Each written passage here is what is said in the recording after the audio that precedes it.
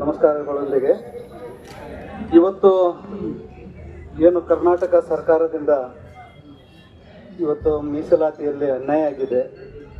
ಆ ಅನ್ಯಾಯವನ್ನು ಸರಿಪಡಿಸಬೇಕಂತೇಳಿ ಎಲ್ಲ ಮುಖಂಡರುಗಳು ಸೇರಿ ಇವತ್ತು ಬೃಹತ್ವಾಗಿ ಮೆರವಣಿಗೆ ಮುಖಾಂತರ ಮಾನ್ಯ ಜಿಲ್ಲಾಧಿಕಾರಿಗಳಿಗೆ ಮನವಿ ಸಲ್ಲಿಸುವ ಮುಖಾಂತರ ಇವತ್ತು ನಮ್ಮ ಆಕ್ರೋಶವನ್ನು ಹೊರಹಾಕಿದ್ದೇವೆ. ಇದನ್ನು ಸರ್ಕಾರ ಮಟ್ಟದಲ್ಲಿ ತಿಳಿದುಕೊಂಡು ಬರ್ತಕ್ಕಂಥ ದಿನಮಾನಗಳಲ್ಲಿ ಈ ಅನ್ಯಾಯವನ್ನು ಸರಿಪಡಿಸದೇ ಇದ್ದರೆ ಅತ್ಯಂತ ಉಗ್ರವಾಗಿ ಹೋರಾಟ ಮಾಡ್ತೀವಿ ಅಂತೇಳಿ ಈ ಮೂಲಕ ಸರ್ಕಾರಕ್ಕೆ ಸಂದೇಶವನ್ನು ಕೂಡ ಕೊಡುತ್ತಾ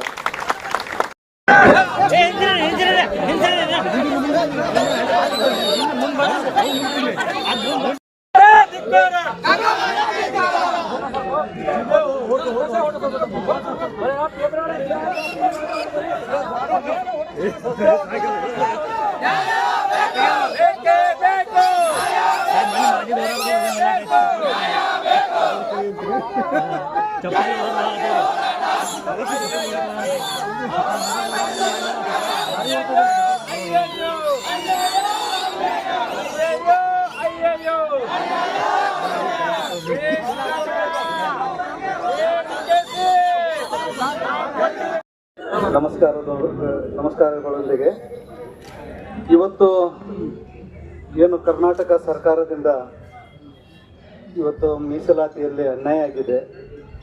ಆ ಅನ್ಯಾಯವನ್ನು ಸರಿಪಡಿಸಬೇಕಂತೇಳಿ ಎಲ್ಲ ಮುಖಂಡರುಗಳು ಸೇರಿ ಇವತ್ತು ಬೃಹತ್ವಾಗಿ ಮೆರವಣಿಗೆ ಮುಖಾಂತರ ಮಾನ್ಯ ಜಿಲ್ಲಾಧಿಕಾರಿಗಳಿಗೆ ಮನವಿ ಸಲ್ಲಿಸುವ ಮುಖಾಂತರ ಇವತ್ತು ನಮ್ಮ ಆಕ್ರೋಶವನ್ನು ಹೊರಹಾಕಿದ್ದೇವೆ. ಇದನ್ನು ಸರ್ಕಾರ ಮಟ್ಟದಲ್ಲಿ ತಿಳಿದುಕೊಂಡು ಬರ್ತಕ್ಕಂಥ ದಿನಮಾನಗಳಲ್ಲಿ ಈ ಅನ್ಯಾಯವನ್ನು ಸರಿಪಡಿಸದೇ ಇದ್ದರೆ ಅತ್ಯಂತ ಉಗ್ರವಾಗಿ ಹೋರಾಟ ಮಾಡ್ತೀವಿ ಅಂತೇಳಿ ಈ ಮೂಲಕ ಸರ್ಕಾರಕ್ಕೆ ಸಂದೇಶವನ್ನು ಕೂಡ ಕೊಡುತ್ತಾ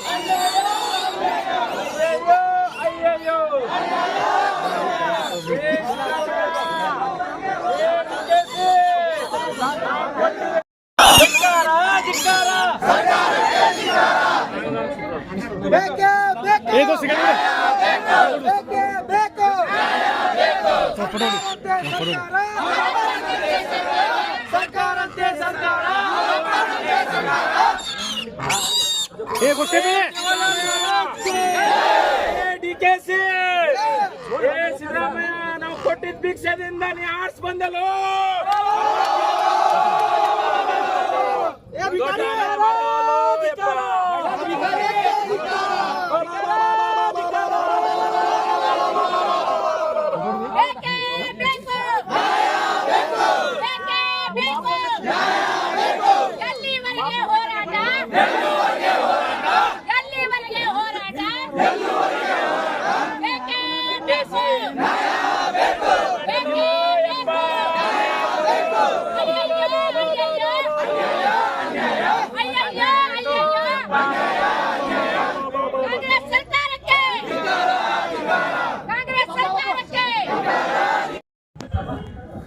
ಮೊಟ್ಟ ಮೊದಲಿಗೆ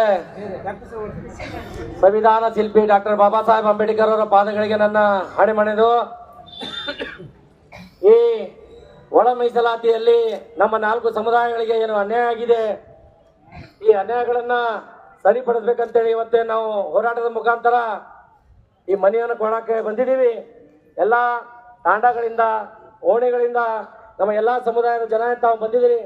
ಮೊಟ್ಟ ಮೊದಲಿಗೆ ನಾನು ತಮ್ಮ ಪಾದಗಳಿಗೆ ನನ್ನ ಹಣೆಮಣೆದು ನಮಸ್ಕಾರಗಳನ್ನು ಹೇಳುತ್ತಾ, ಆತ್ಮೀಯರೇ, ತಮಗೆಲ್ಲರಿಗೂ ಗೊತ್ತಿರಲಿ, ನಾವು ಇವರ ಹತ್ರ ಕೇಳ್ತಾ ಇರೋದು ನಮ್ಮ ಭಿಕ್ಷೆ ಅಲ್ಲ, ಇದು ಹಕ್ಕ. ಸಂವಿಧಾನ ನಮ್ಮ ಡಾಕ್ಟರ್ BR ಅಂಬೇಡ್ಕರ್ ಸಾಹೇಬರು ಬರೆದಿದ್ದಾರೆ ಸಂವಿಧಾನ.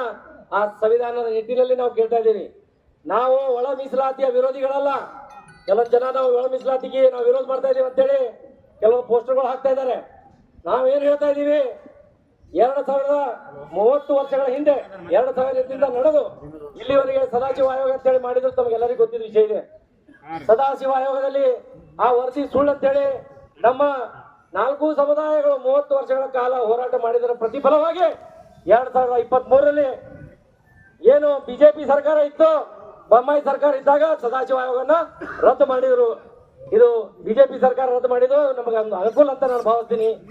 ಅದು ಆದ ನಂತರ ಸುಪ್ರೀಂ ಕೋರ್ಟ್ ಅಲ್ಲಿ ಒಂದು ತಾವೇ ಹಾಕಿದ್ರು ಆತ್ಮೀಯರೇ ನಮ್ಮ ಸಹೋದರರು, ಈ ಸಮುದಾಯಗಳು ಏನು ಟಚೇಬಲ್ ಅಂತ ಹೇಳ್ತೀವಿ, ಟಚೇಬಲ್ ಸಮುದಾಯಗಳು, ಈ ಸಮುದಾಯಗಳಿಗೆ ನಾವು SC ಪಟ್ಟಿಯಿಂದ ಕೈ ಬಿಡಬೇಕಂತೇಳಿ ಸುಪ್ರೀಂ ಕೋರ್ಟಿಗೆ ಒಂದು ದಾವೆಯನ್ನು ಹೂಡಿದ್ರು.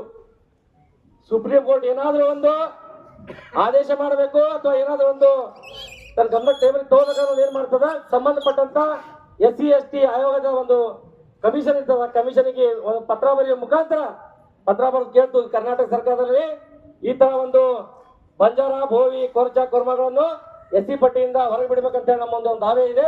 ಅದಕ್ಕೆ ತಮ್ಮ ಅಭಿಪ್ರಾಯ ಹಾಗೂ ಸರ್ಕಾರದ ಅಭಿಪ್ರಾಯ ತಾವು ಕೇಳಿ ನಮಗೆ ತಿಳಿಸ್ಬೇಕಂತೇಳಿ ಆವಾಗ SC ST ಕಮಿಷನ್ದವರು ಒಂದು ಲೆಟರ್ ಬರೀತಾರೆ.